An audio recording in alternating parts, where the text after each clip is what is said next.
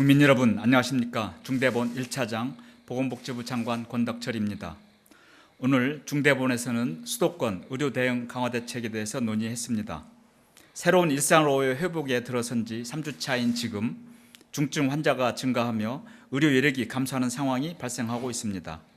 이는 고령층 감염의 증가 때문으로 분석되고 있습니다.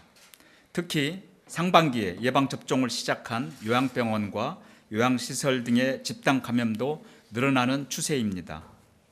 이로 인해 수도권의 병상 상황도 나빠지고 있습니다. 중환자 병상은 전국적으로 63.6%가 가동 중이나 수도권은 78.2%의 가동률을 보이고 있습니다.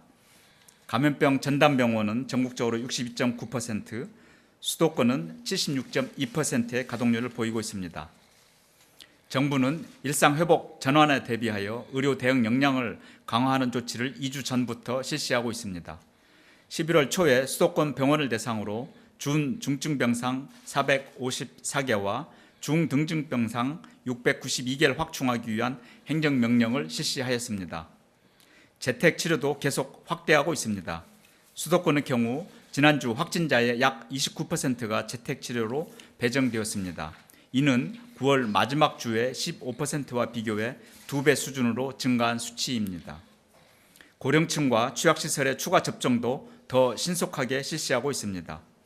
60대 이상과 요양병원과 요양시설 등의 입원 환자와 입소자에 대하여 추가 접종 주기를 4개월로 단축하였습니다.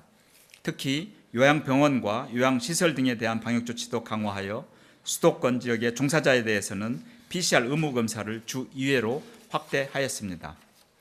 오늘 오전에는 김부겸 국무총리 주재로 대한의사협회, 대한병원협회 회장, 수도권 22개 상급 종합병원장 등이 참여하는 간담회를 개최하여 수도권 중환자 증가에 따른 의료 대응 강화 대책을 논의하였습니다. 그 논의 결과 첫째, 추가 병상을 신속하게 확보하기로 하였습니다. 이미 발령된 행정명령에 따라서 중증병상 454개와 중증병상 692개 확충을 서둘러 확보하기로 하였습니다. 행정명령 외에도 전담병원들을 추가 지정하여 670여 개의 전담병원 병상도 추가로 확충할 계획입니다. 둘째, 중증 환자 중심으로 병상을 좀 더 효율적으로 운영하기로 하였습니다. 각 의료기관에서도 코로나 중증 환자의 치료에 의료 인력을 우선 배정하기로 하였으며 중수본 차원에서도 중환자실 근무 경험이 있는 간호사 등의 의료 인력의 지원을 확대할 것입니다. 현재 1,312명의 의료 인력을 확보 중에 있으며 특히 중환자실 즉시 근무가 가능한 의료 인력을 505명 확보한 상태입니다. 또한 중환자실 치료가 꼭 필요한 환자 위주로 입원이 이루어지도록 배정과 평가를 강화합니다. 치료가 종료되었거나 경증 환자로서 중환자실 입원이 필요 없는데도 전원이나 퇴원을 거부하는 경우 비용을 자부담을 하는 원칙을 적용할 것입니다. 이러한 평가는 국립중앙의료원과 중환자의학회의 협조를 받아 실시할 것이며 회복기 환자의 전원에 대한 인센티브도 강화하여 의료기관에 더 도움이 되도록 제도를 운영하겠습니다. 셋째, 수도권과 비수도권의 병상을 공동으로 활용하는 등 병상의 활용도를 더 높이겠습니다. 환자 상태를 고려하며 1시간 이내 이송 가능한 지역을 원칙으로 비수도권의 병상을 적극적으로 활용할 것입니다.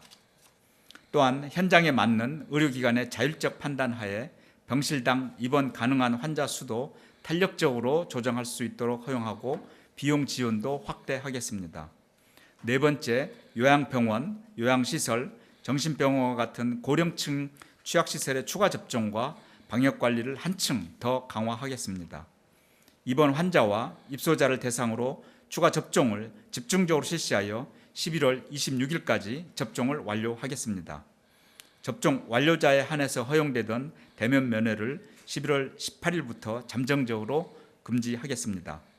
수도권 시설 종사자에 대해서는 주 2회 PCR 의무검사와 더불어 매일 신속 항원 검사를 실시합니다. 다섯째, 재택치료를 더 활성화하기 위해 지원을 확대하고 업무 절차를 개선하겠습니다. 재택치료자를 관리하는 의료기관을 지역의사회 등 동네 의원들이 컨소시엄을 구성하여 참여할 수 있도록 개선합니다. 또한 응급 상황이 아닌 단기 입원 등의 경우 구급차 대신 자기 차로 이동하는 방안을 검토하고 보건소별로 재택의료 관리를 위한 인력을 한시적으로 지원하는 등의 방안도 추진하겠습니다.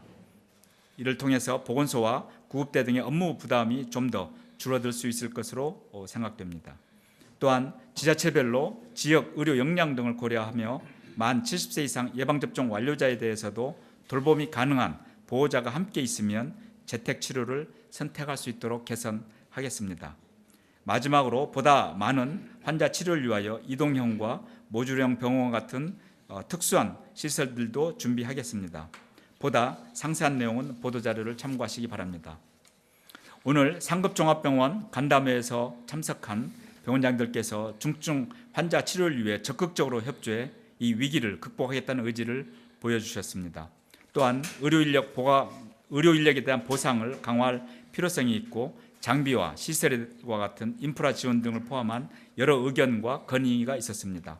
서울대 병원장께서는 지방 국립대 병원과 협의하여 가용 가능한 중환자 병상을 수도권 환자 치료에 사용할 것이라는 의견도 제시하였고 이를 위해 구급차와 헬기 등의 이송 체계를 협조해 줄 것을 요청하였습니다.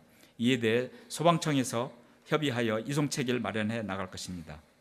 오늘 제시된 의견과 건의에 대해서는 앞으로 정부 부처 합동으로 협의체를 구성하여 의료 현장의 애로를 해소하는 방안을 마련하겠습니다. 코로나19 유행 이래 계속해서 환자 치료에 전념해 주고 계신 의료기관과 의료진, 관계자분들의 노고와 헌신에 깊이 감사드립니다. 정부는 앞으로 한 명의 환자라도 제때 필요한 치료를 받지 못하는 일이 발생하지 않도록 의료 역량을 총 집중하여 대응하겠습니다. 존경하는 국민 여러분, 일상 회복과 함께 확진자와 중환자가 늘며 어려운 상황을 맞이하고 있습니다. 그러나 정부와 국민 그리고 의료계가 힘을 합쳐 한마음으로 대응한다면 이번 고비도 안전하게 극복할 수 있을 것이라 굳게 믿습니다. 어렵게 시작한 우리의 소중한 일상 회복 과정이 중단되지 않도록 국민 여러분들께서도 방역수칙 준수와 접종 참여에 적극적인 협조를 부탁드립니다. 정부도 모든 총력을 다해 방역과 의료 대응에 앞장서 나가겠습니다. 감사합니다.